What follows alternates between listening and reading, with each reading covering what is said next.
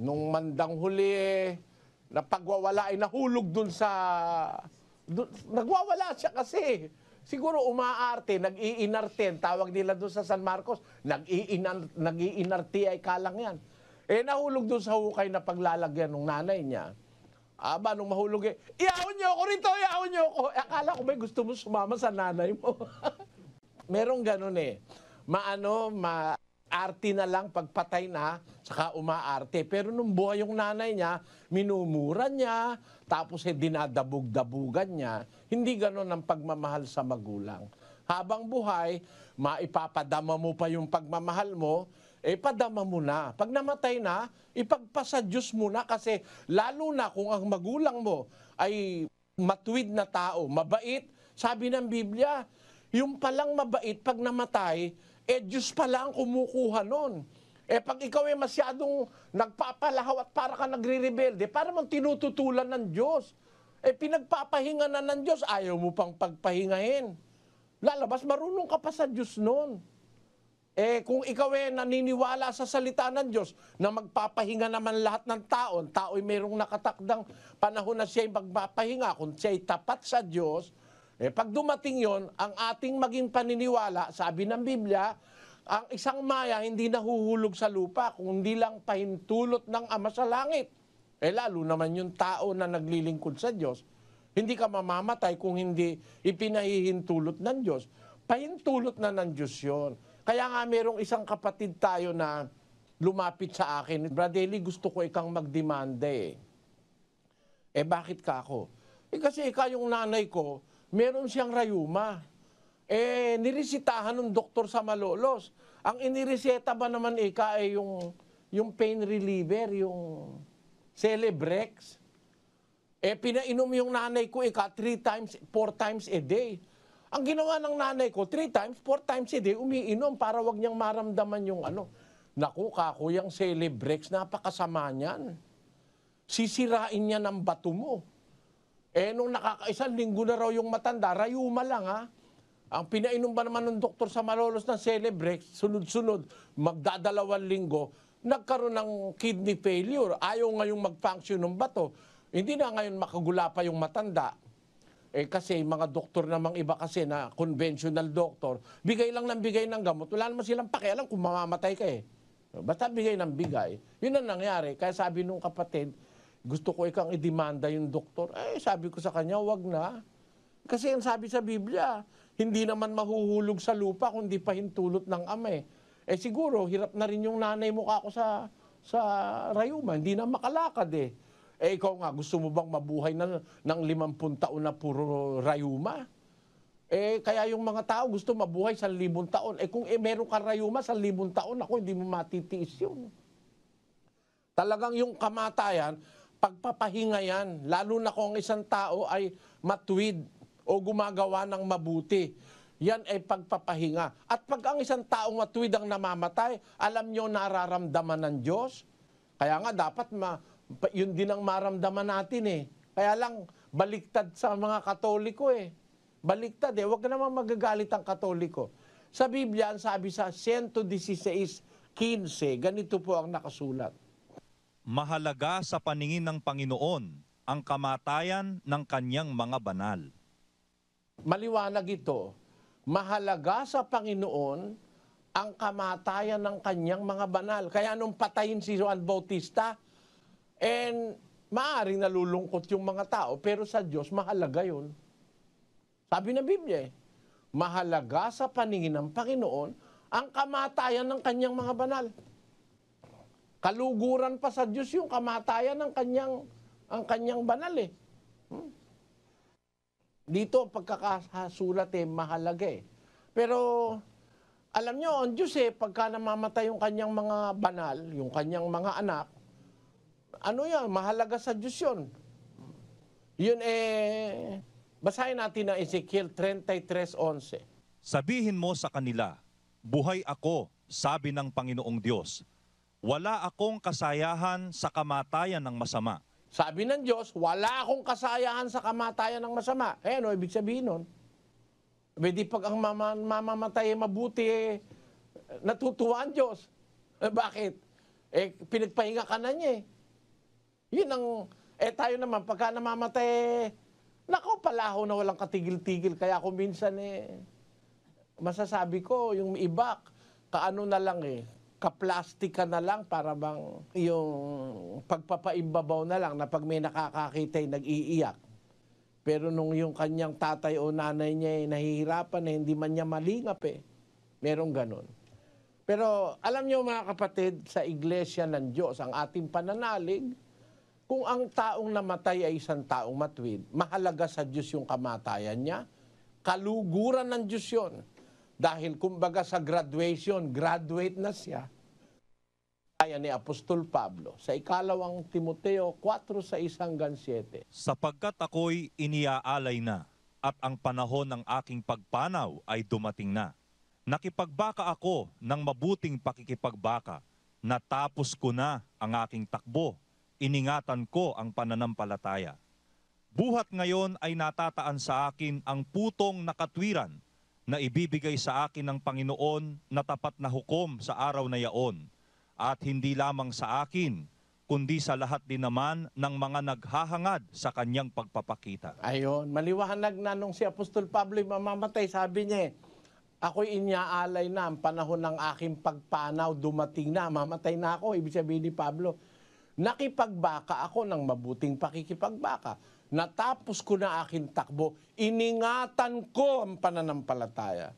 So yung kamatayan, graduation yun Kumbaga sa nag-aral ka meron ka ng diploma pag namatay ka Pinagpahinga ka na ng Diyos Gaya nung sabi niya, buhat ngayon nakataan sa akin ang putong nakatwiran na ibibigay sa akin ng Panginoon na siyang tapat na hukom sa araw na yaon. Hindi lang sa akin, kundi sa lahat ng naghahangad ng kanyang pagpapakita. So, kumbaga sa graduation, pagka mag-graduate ka, nagpapalaho ka ng iyak. Yung mga kamag-anak mo ba, pag nag-graduate ka, nagpapalaho ng iyak. Pag nakatapos ka ng isang kurso, tuntua ka yung buhay parang kurso yan Pag nakarating ka dun sa finish line, at dun sa finish line narating mong may pagtitiis, kumilala ka sa Diyos, di ka gumawa ng masama, hindi ka nang agrabyado ng kapwa mo tao. Hindi ka nangalon niya, hindi mo tinurotot ang asawa mo. Nagmahal ka sa iyong anak, minahal mo ang magulang mo. Nabuhay ka ng pagtalima at pagsamba kay Kristo. Hindi ka sumamba sa mga idolo, sa mga Diyos-Diyusan. Mamatay ka ngayon, para kang nakagraduate. Bino mong matiis mo lahat yung mga nagdaang. Halimbawa, nabuhay ka ng 70 anyos, 80 anyos. Napigilan mo sa buhay mo na hindi mo niloko asawa mo, hindi ka nagnakaw, hindi ka nandaya ng kapwa mo tao, sumunod ka sa Diyos, hindi ka lumuhod sa mga Diyos-Diyusan. Nakagawa kang may kabutihan sa lahat ng gustong ipagawa sa iyo ng Diyos. Namatay ka ngayon, graduate ka nun. Kumbaga, meron ka ng diploma, meron ka pantoga. Ganyan ang namamatay. Pag ang namamatay ay lingkod ng Diyos, mga kapatid. Kaya merong, yung isang kantang na anong araw ginawa ng kapatid na Perez, sabi ko, maganda yung kanta na yun. Ang buhay nating marupok, huwag ipagkait, kung ninanais ng Amang, kunin hanggang mapatid, nakangiti mong ialay, na may pag-ibig, panahon ng pagpanaw, walang hanggang ipapalit. Ayon. Ating awitin, galak ng puso, sa Diyos na ating Ama, paraisong ligaya. Kaligayahan ating ialay, ang buhay na papanaw, Ama, sumaiyo na. Ayan. Kung tayo ay maulila at lumuluha, ang puso ay nadudurog sa tindi ng dalita.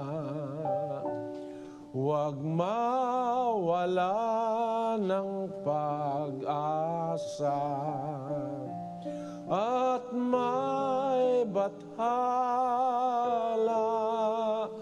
na lilingap sa ating Amang lubhang darakila.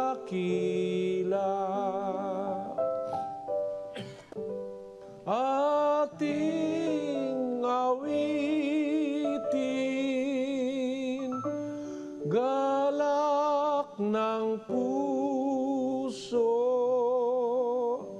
sa Diyos na ating Ama,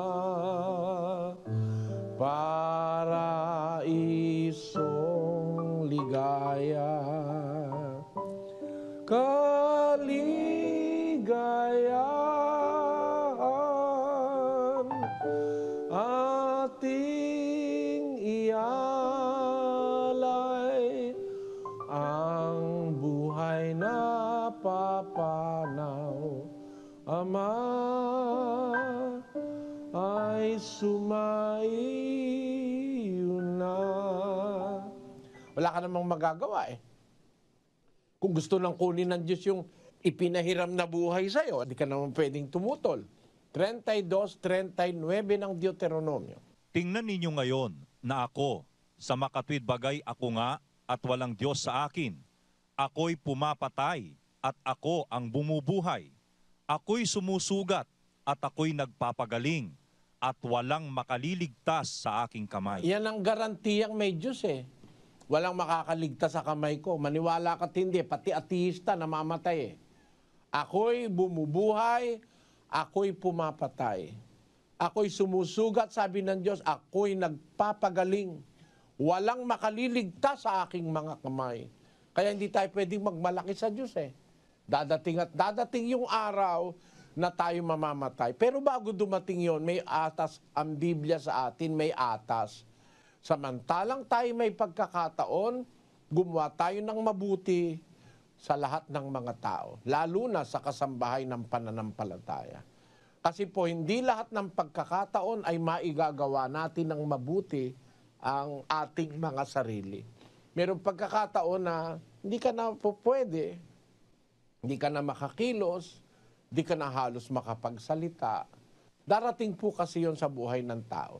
Huwag nating pag-alinlangan ng darating yon. Kaya kailangan habang may buhay pa tayo, meron pa tayong lakas, gumawa tayo nung ipinagagawa ng Diyos. Meron kasi tayong tungkulin, kaya tayo nilikha ng Diyos dun sa 12 ng Ecclesiastes, Kapitulo 13 hanggang 14. Ito ang wakas ng bagay, lahat ay narinig.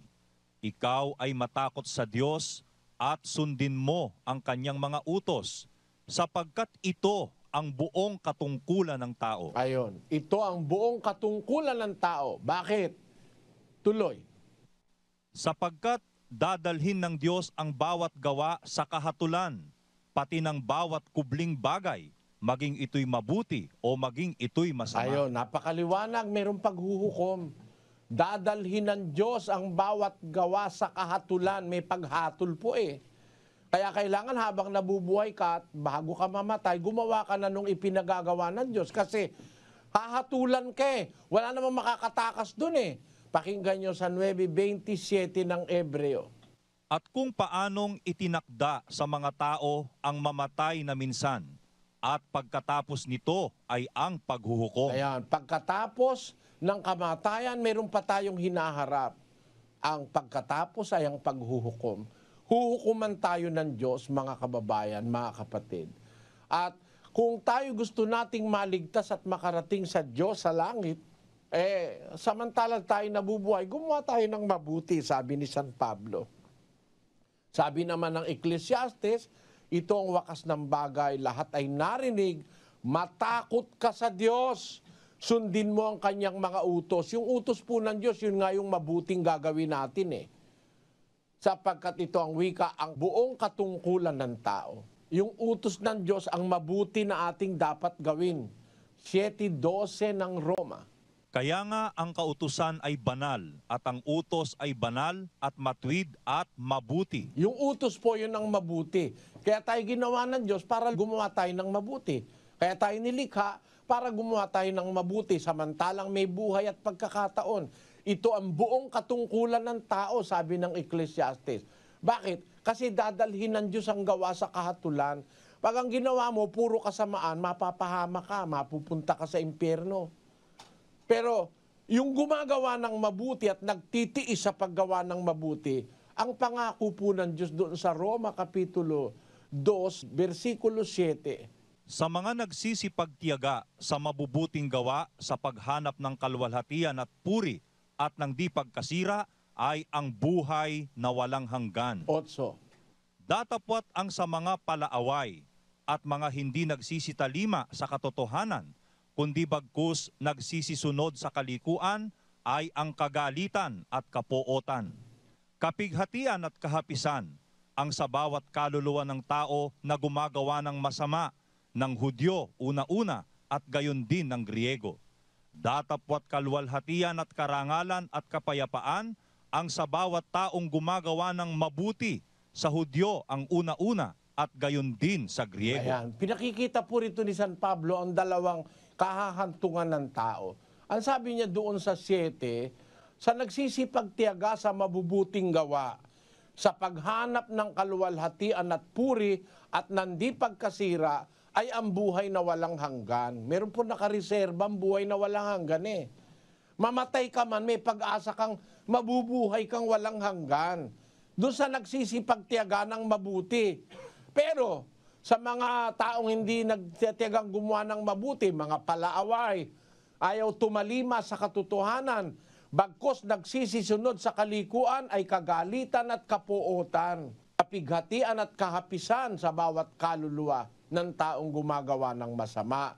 Datapwat kaluwalhatian at karangalan at kapayapaan sa bawat taong gumagawa ng mabuti. 5:28-29 ng Juan. Huwag ninyong ipanggilalas ito, sapagkat dumarating ang oras na ang lahat ng nangasalibingan ay makaririnig ng kanyang tinig, at magsisilabas ang mga nagsigawa ng mabuti ay sa pagkabuhay na mag-uli sa buhay, at ang mga nagsigawa ng masama ay sa pagkabuhay na mag-uli sa paghatol. Ayun, dalawa po ang destino ng tao, mga kababayan. Sabi ng Panginoong Hesukristo, huwag niyong ipanggilalas ito, huwag kayong mawala ng pagpaniniwala. Darating ang oras, lahat ng nasa libingan makakarinig ng kanyang tinig. Lalabas ang gumawa ng mabuti sa pagkabuhay na maguli sa buhay. At ang nagsigawa ng masama sa pagkabuhay na maguli sa parusa o sa paghatol. Kaya po dalawa ang destino ng tao Dahil dito, dapat bago pa tayo mamatay, magsikhay na tayo sa paggawa ng kabutihang itinuturo ng Diyos. At yung kabutihan, yun po yung kanyang utos. Ang kautusan ay banal, matuwid at mabuti. Susunod tayo sa utos. Yung utos, ang pagsunod sa utos, ang buong katungkulan ng tao. Bakit? Dadalhin ng Diyos ang tao sa kahatulan Wala ngang makakaano nun At sa baliniho sapat. Sabi sa pasyon, ang Katoliko, binabasa yan Kung minsan di lang iniintinding mabuti. Hihipan yaong pakakak na ipupukaw sa lahat. Ang anghel ay magtatawag, ito ang ipangungusap. Bangon kayo, mga patay, magsidulog kayong tunay sa mataas na hukuman, nyaong sumakop sa tanan, Haring makapangyarihan. Ayan, nasa pasyon po yan. Binabasa yan pag Abril o kaya Marso, ganun. Pag mahal na araw. Ang tao pa lang ng patay, sabi sa pasyon, bangon kayo mga patay, magsidulog kayong tunay sa mataas na hukuman. Diyan lagong hukuman ng tao Kaya nga kailangan matakot ka Pag puro kasamaan ng ginawa mo, pagdating ng paghuhukom katakot-takot na hirap yung mararanasan mo sa impyerno. Samantalang gumawa ka ng mabuti, mabubuhay ka naman ng walang hanggang buhay sa piling ng Ama. Kaya habang naririto pa tayo sa lupa, sabi rin ng pasyon yun. Samantalang may oras pa ay maglaan kang maaga. Kung gumabit, dumilim na, ay lalong maghihirap ka. Gumaway nga pangapa. Ayun. Kaya sabi, samantalang may oras pa, yun ang sinasabi sa Biblia. Kasi ang pasyon po, yung ibang bahagi diyan kinuha sa Biblia ni Padre Mariano Pilapil Ginawang parang patula, nilapatan naman ng musika. Yan ngayon ang napapagkatuwa ang basahin pag mahal na araw ng Katoliko. Pero binabasa lang yan, hindi naman iniintindi. May mga Katoliko nga, hindi naniniwalang mabubuhay siya uli samantalang kung iniisip mo nasa pasyon, samantalang may oras pa, maglaan kang maaga. Kung gumabit dumilim na, lalo maghihirap ka, gumaway nga pa, lalo na kung namatay ka na. Bakit? Walang magagawang tunay ang namatay mong katawan. Palibhasa'y lupa lamang, sa abang-aba mo naman, kung ika'y walang sinimpan, samantalang may hininga at ika'y na bubuhay pa. Baka akala ng mga kapitbahay si Mana Santa na. Pagpaumanin niyo po. Binabasa ko lang yung pasyon para patunayan sa inyo na ito talaga nasa Biblia, ito pinaniniwalaan ito ng mga matatandang Katoliko. Kaya lang hindi itinuturo sa kanila Samantalang may hininga at ika'y na bubuhay pa, ay maglaan kang maaga. Sukat mong ikaginhawa ng gamit mo na. Ayun. Samantalang may oras pa pala dapat Yun yung sinasabi sa Biblia. Samantalang tayo may pagkakataon, gagawa na tayo nung ipinagagawa ng Diyos na kabutihan kasi dadating ang oras, mawawalan ka na ng panahon Mamamatay ka. Ngayon, sa kamatayan, marami ng kalukuhan po nangyari sa paniniwala ng mga tao Yan daw pa tayo kailangan ipagpamisa at ipadasal ng 40 diyas, no? Kasi daw babalik yung patay. At para raw hanguin yung kaluluwa sa purgatorio, kailangan magpamisa. Tingnan nga natin sa salita ng Diyos kung babalik pa yung patay. Pakinggan nyo sa 7:9 ng Job. Kung paanong ang ulap ay napapawi at nawawala, gayon siyang bumababa sa libingan ay hindi na aahon pa. Ayon.